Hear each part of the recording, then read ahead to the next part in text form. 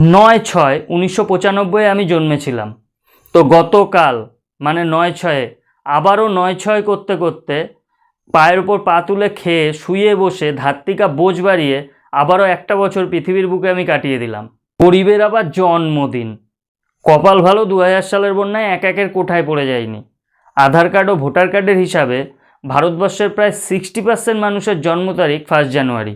ভগবান আমাকে এইটুকুই হেল্প করেছে, অন্তত পৃথিবীতে পাঠিয়ে ডেট অফ বার্থটা ঠিকঠাক বাবা মাকে মনে রাখিয়েছে। আর বর্তমান পরিস্থিতিতে ডেট অফ বার্থটা একমাত্র বড়লোকদেরই দরকার হয় ঠিকুজি কুষ্টি করানোর জন্য, এছাড়া ডেট অফ বার্থের কোনো ভূমিকা নেই।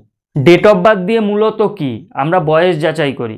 ভাই 60-70 বছরের মানুষেরা বিয়ে করছে, 13-14 বছর বয়সের ছেলেরা প্রেম করছে। আর এই বিয়ে প্রেম যাদের করার কথা তারা হয় ধর্নায় বসে রয়েছে, নাহলে হাতে কাগজের ফাইল নিয়ে চাকরি খুঁজছে, নয়তো কোনো বেসরকারি প্রতিষ্ঠানে সকাল 6টা থেকে রাত 10টা অবধি গাধার খাটনি খাটছে।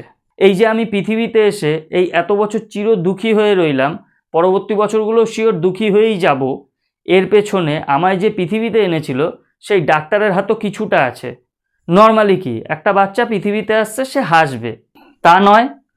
শালা কোন জায়গা দিয়ে বইয়ের ওপর রাগ করে হসপিটালে ডেলিভারি করাতে এসছে, মায়ের পেট থেকে বের করার সাথে সাথে পিঠের ওপর ধিপ থাবড়া মেরে কাঁদ কাঁদ কাঁদ কাঁদ।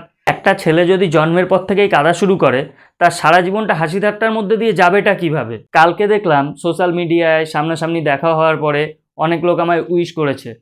যারা উইশ করেছে তাদের অসংখ্য ধন্যবাদ। আর কিছু লোক আছে যারা উইশ করেনি, তাদেরকে আরও ধন্যবাদ। তারা একমাত্র সত্যিটা জানে।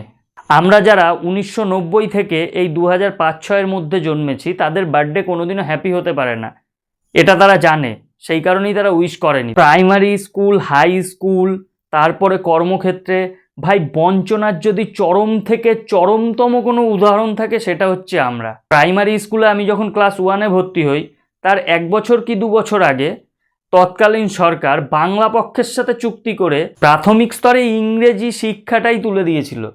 বিশ্বাস করুন এখনও একটা বড় সেন্টেন্সের ইংলিশ বলতে গেলে 10 বার তুতলে তুতলে তুতলে তুতলে বলতে হয়। আমি ক্লাস 5-এ উঠলাম, 4 অবধি মিড ডে মিল খাওয়ানো চালু। আমি ক্লাস 6-এ উঠলাম, 5 অবধি মিড ডে মিল খাওয়ানো চালু। আমি ক্লাস 9-এ উঠলাম, 8 অবধি মিড ডে মিল খাওয়ানো চালু। আমি যেই বছর এইচএস পাস করে স্কুল থেকে বেরোবো আমার পরের ব্যাচে সবাই দেখলাম একটা করে সাইকেল নিয়ে চলে গেল। এই যে এই দুঃখগুলো যাদের জীবনে রয়েছে তারা কোনোদিনও তাদের বার্থডে কোনোদিনও হ্যাপি হতে পারে না। তো এই দুঃখের জীবনে ইতি টানতে আমি এক জ্যোতিষের কাছে গেছিলাম। জ্যোতিষের কাছে গিয়ে দেখছি আমারই সমবয়সী এক ছেলে জ্যোতিষের কাছে জিজ্ঞেস করছে কান্না করতে করতে, বাবা আমি কি দোষ করেছিলাম বাবা আমার এই দুঃখের জীবন? তো জ্যোতিষ তাকে বোঝাচ্ছে দোষ তো তোর নয় বাবা। বলছে তাহলে দোষকার আমার বাবা মার? বলছে না তোর বাবা মারও দোষ নয়। বলছে তাহলে আমি গরিব, এই দোষটা কার? বলছে এই পুরো দোষটা হচ্ছে ভগবানের, ভগবান তোকে গরিব করে পাঠিয়েছিল। বলছে তাহলে বাবা উপায়? বলছে দেখ তুই গরিব, এই দোষ তোর না, তোর বাবা মার না, দোষ কিন্তু ভগবানের। কিন্তু তোর শ্বশুর গরিব, এটা কিন্তু সম্পূর্ণ তোর দোষ। পরের সিরিয়ালে আমি ছিলাম, আমি গেলাম জ্যোতিষের কাছে। তো জ্যোতিষের কাছে যাওয়ার পরে জ্যোতিষ বলছে ডেট অফ বার্থ বল। আমি বললাম 9 জুন 1995। বলছে শুধু সাল বল, এখন আর ডেট লাগে না। আমি বলছি ডেট লাগে না? বলছে না। আমি বলছি 1995। তারপরে উনি আর কিছু জিজ্ঞেস করলেন, উনি কুষ্টি করতে বসে গেল। আমি জ্যোতিষকে জিজ্ঞেস করলাম যে কুষ্টি করতে গেল তো ডেট অফ বার্থ, সময়, স্থান, কোন স্থানে জন্মেছি সব কিছুই লাগে। জ্যোতিষ আমায় বললো এখন সময় কিংবা স্থান লাগে না, এখন শুধু সালটা জানতে পারলেই হয়। সব গড়ে মেরে দিচ্ছি, সব একদিকেই এগোচ্ছে গাধার।